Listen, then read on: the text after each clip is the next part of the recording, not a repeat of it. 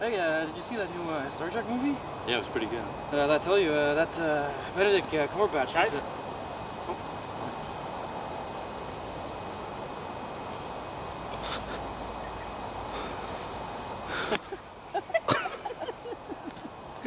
Seriously, Sorry, guys? Sorry, Nick. Sorry, Nick, take it again.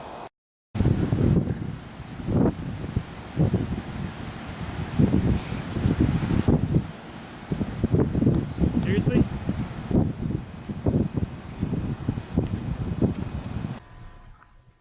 As one of my personal pet peeves, a poor sense of etiquette can ruin a good time. In sports, such as golf, there are certain unwritten rules that players should follow to allow the game to be fun for everyone.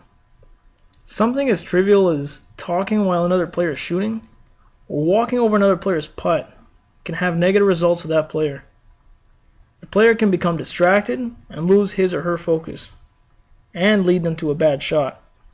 While this is not necessarily a rule to the game, keeping quiet while someone is about to take a shot and being respectful to that player would be a show of sportsmanship towards the player.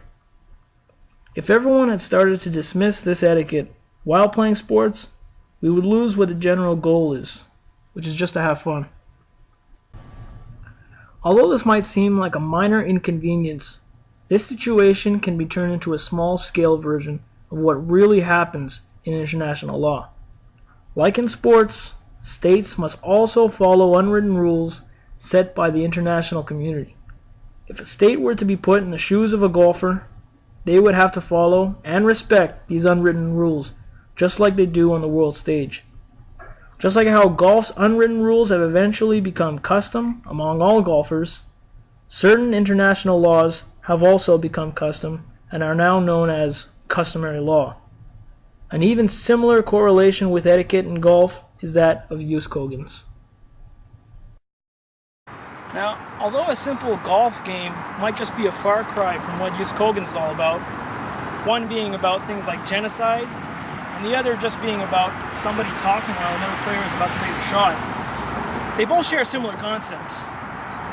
That being that you, as a player, or as a state, there's just some things that you can and can't do. But golf is just one example.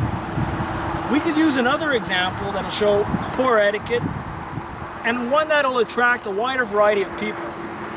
That being the movie theater.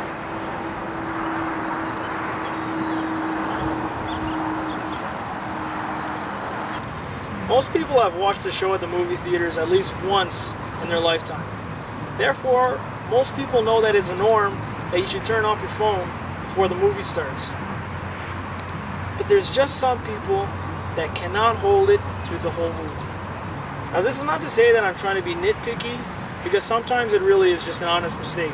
Sometimes you do forget to turn off your phone, and then during the movie, the phone rings, and you hastily try to end it before you're disrupting anybody else.